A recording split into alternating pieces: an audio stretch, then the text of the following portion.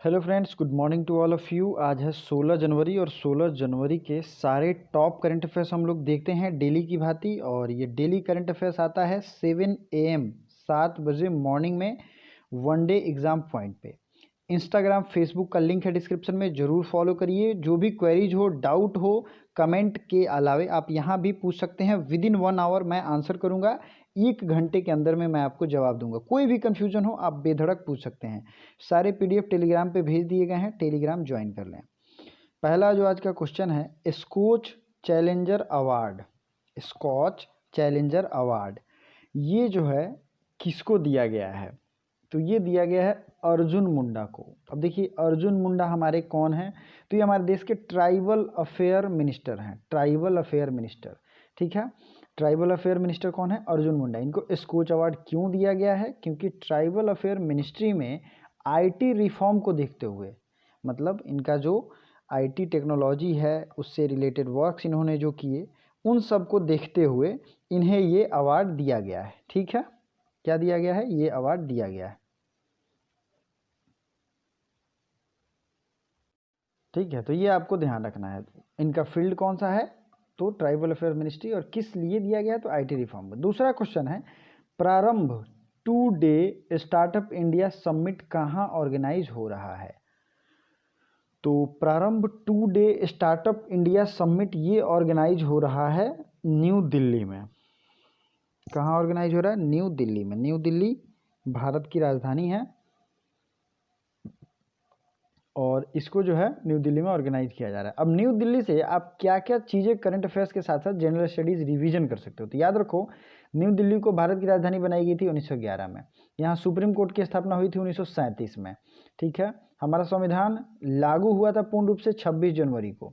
लेकिन अगर सिर्फ लागू पूछा जाए, ठीक है, तो या उसे कब आत्मार्पित किया गया, एडॉप्ट किया गया, तो ये है 26 नवंबर 1949। दोनों में अंतर समझिए। ठीक है, फिर दिल्ली में हमारा पार्लियामेंट है। नया पार्लियामेंट भी बन रहा है, नई पार्लियामेंट बिल्डिंग। उस बिल्डिंग में, नए वाले बिल्डिंग की मैं बात बता रहा हूँ, उसकी बनाने का जो कॉन्ट्रैक्ट है वो किसने लिया है? तो टाटा ग्रुप ऑफ कंस्ट्रक्शन ने लिया है। तो टाटा ने उसका जो है 1000 समथिंग करोड़ का, 963 करोड़ आई मीन, कि इसके आसपास का उनका कॉन्ट्रैक्ट है। उसमें हमारा नया पार्लियामेंट बनेगा। अगला है BWF वर्ल्ड जूनियर रैंकिंग में कितने भारतीय पहलवानों को जगह मिली है? तो देखिए, BWF वर्ल्ड जूनियर रैंकिंग में टॉप 10 में, इस क्वेश्चन को जरा सा थोड़ा सा आप ऐसे समझिए, टॉप 10 में 6 पहलवानों को जगह मिली है। तो राइट आंसर क्या होगा? 6 पहलवान को। आपसे यही क्वेश्चन पूछा जाएगा। BWF है क्या? ये रेसलिंग चैंपियनशिप का एक रैंकिंग है। ठीक है, रेसलिंग चैंपियनशिप, रेसलिंग पहलवानी समझ रहे हैं। अगला क्वेश्चन है 4 नंबर, भारतीय सेना दिवस कब मनाते हैं? तो भारतीय सेना दिवस मनाते हैं 15 जनवरी को। इसके साथ साथ हम लोग रिवीजन क्या करेंगे? तो रिवीजन करेंगे जनवरी के इम्पॉर्टेंट डेज। ये है 1 जनवरी को, आप जानते हैं। उसके अलावे जो है ग्लोबल फैमिली डे मनाते हैं, विश्व परिवार दिवस। ठीक है, अगला है 4 जनवरी को ब्रेल दिवस। ब्रेल लिपि को जिन्होंने इन्वेंशन किया था उनके जन्म दिवस को मनाते हैं ब्रेल दिवस। 6 जनवरी को वर्ल्ड वार ऑर्फन डे, जो वॉर में अनाथ हो जाते हैं बच्चे, उनका जो दिवस मनाते हैं वो है world war orphan day. National technology day भी मनाते हैं 6 जनवरी को। 9 जनवरी को NRI डे, प्रवासी भारतीय दिवस। महात्मा गांधी इस दिन भारत की धरती पे कदम रखे थे, इसलिए इसे मनाते हैं। महात्मा गांधी कब भारत पे आए हुए थे? तो 9 जनवरी 1915 में। और एक इंपॉर्टेंट सूचना, रीड एंड रिवाइज सीरीज के हमने 3 वीडियो ज्योग्राफी, पॉलिटी और जनरल साइंस आपके सामने रखे हैं। लेकिन अब जो है वो गांधी युग मॉडर्न इंडिया का आएगा, मतलब मॉडर्न हिस्ट्री का। तो वो वीडियो आज शाम तक लॉन्च हो जाएगा। प्रोबेबल टाइम है कि 3 बजे वो वीडियो आएगी, तो उसे ज़रूर देखिएगा। लाइव आएगा 3 बजे। जो भी आपका आंसर होगा उसे कमेंट करके जरूर बताइएगा। 10 जनवरी को वर्ल्ड हिंदी डे मनाते हैं, विश्व हिंदी दिवस। 11 जनवरी को national human trafficking awareness day है। ठीक है, नेशनल रोड सेफ्टी डे भी है। तो दोनों देखिए एक तरीके से जुड़ा हुआ है। 11 जनवरी को ह्यूमन ट्रैफिकिंग और रोड सेफ्टी। अगला है 12 जनवरी को नेशनल यूथ डे। 13 जनवरी को है लोहरी डे।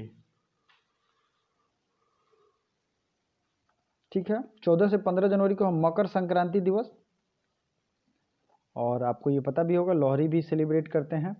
फिर है 15 जनवरी को इंडियन आर्मी डे, अपने ऊपर देखा। 18 जनवरी को है नेशनल इम्यूनाइजेशन डे या पोलियो डे, इस दिन ये मनाते हैं पोलियो डे। 23 जनवरी को है नेताजी सुभाष चंद्र बोस जयंती।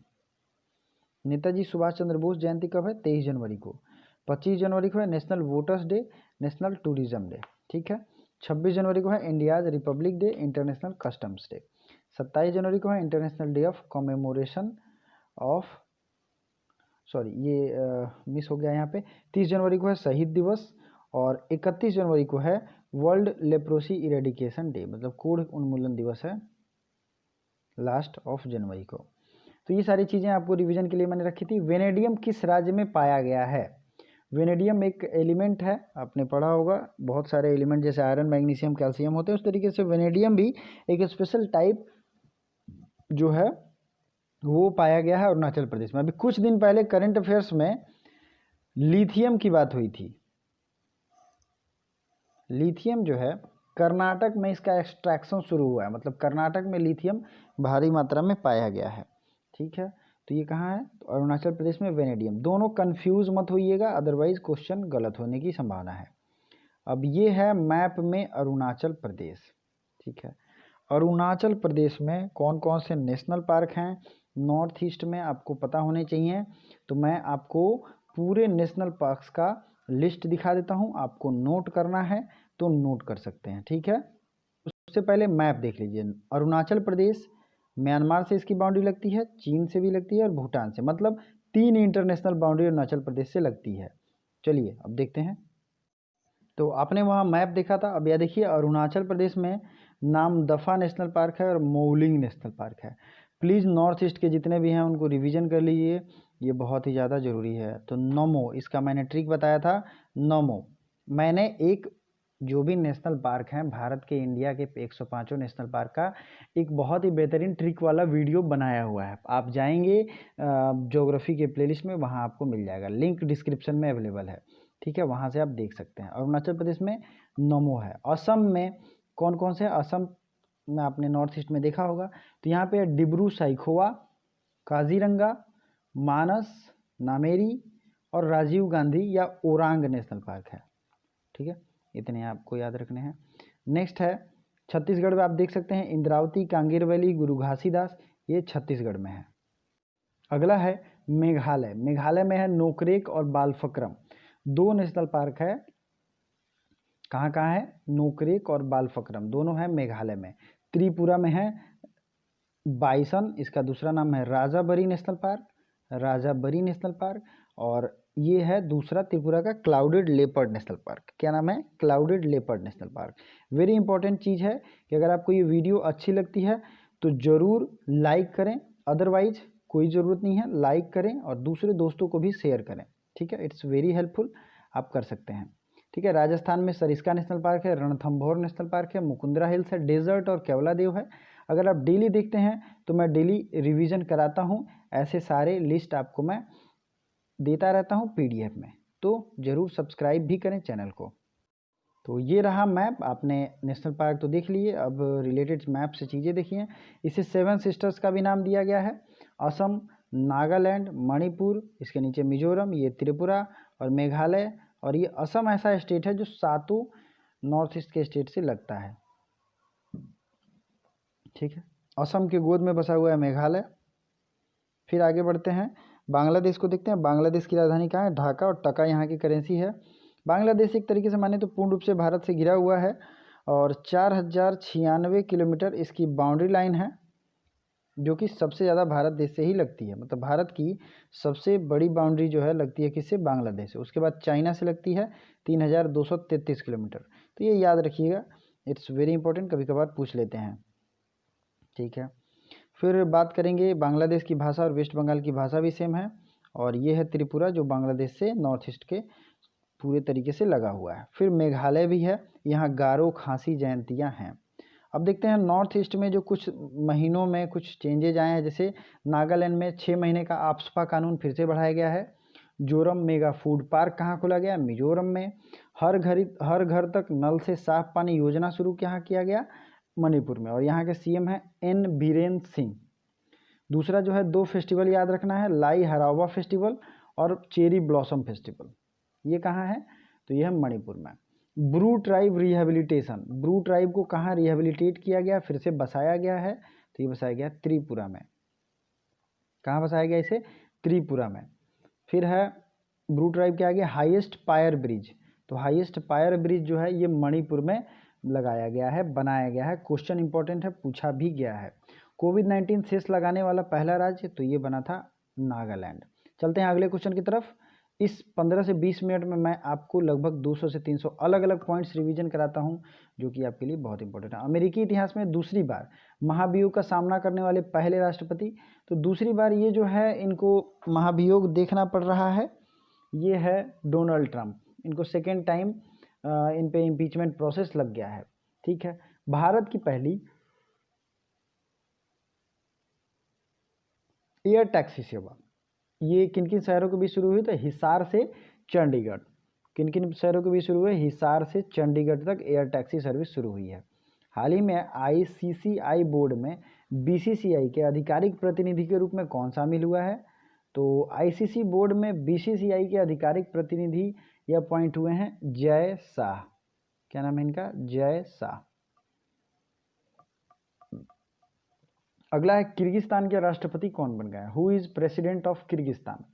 तो किर्गिस्तान के राष्ट्रपति बने हैं, इनका नाम है सदर जापारोव। सदर जापारोव। ठीक है। हम लोग आगे अभी एशिया का मैप देखेंगे, उसमें किर्गिस्तान के बारे में भी डिटेल में बातें होंगी। किर्गिस्तान की राजधानी है, वैसे मैं आपको बता दूं, किर्गिस्तान की राजधानी है बिश्केक, और यहाँ की करेंसी है सोम, किर्गिज सोम।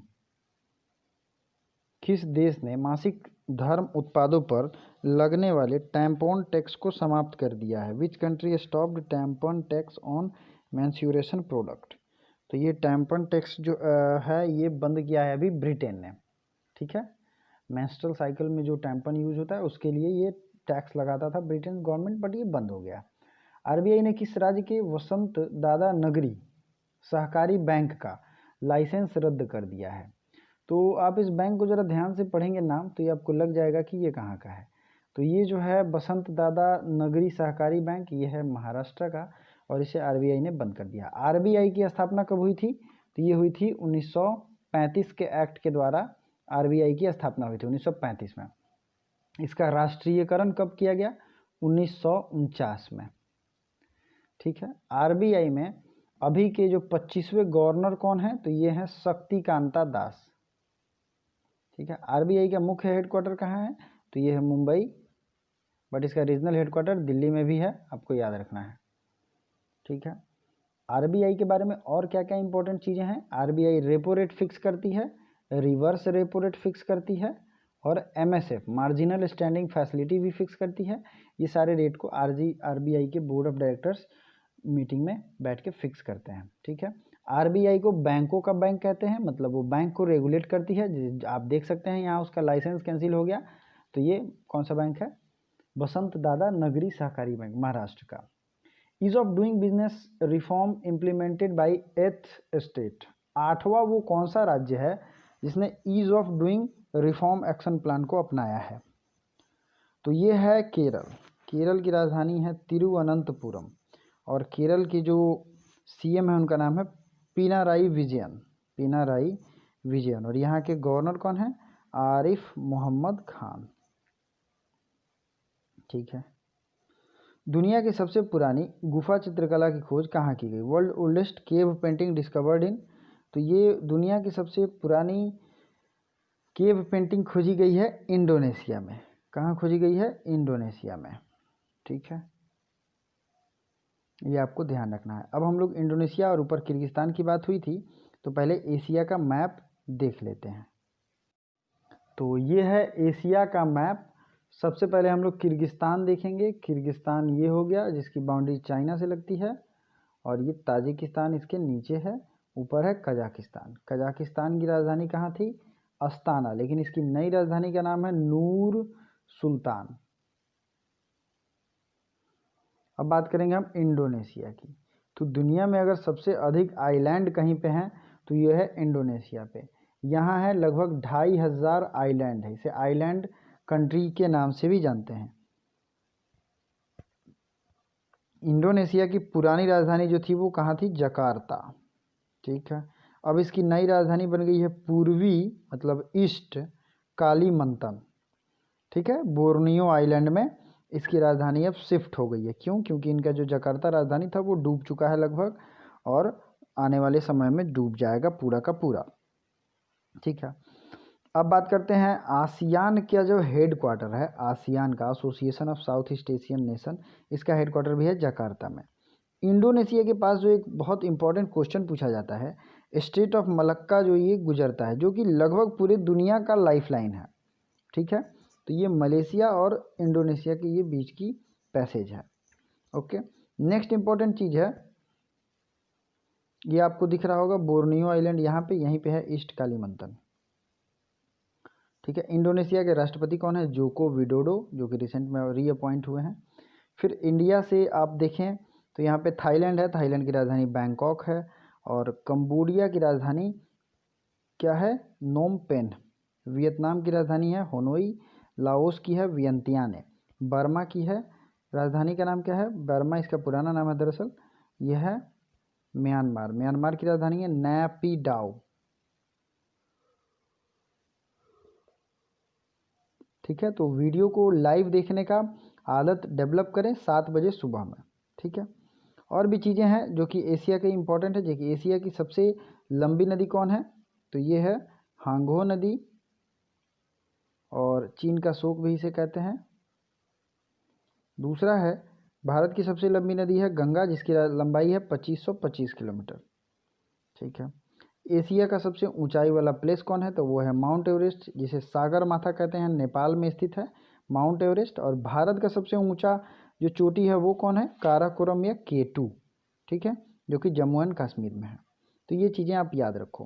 कंचनजंगा कहाँ है? कंचनजंगा तो ये भी भारत में है, सिक्किम में। ठीक है।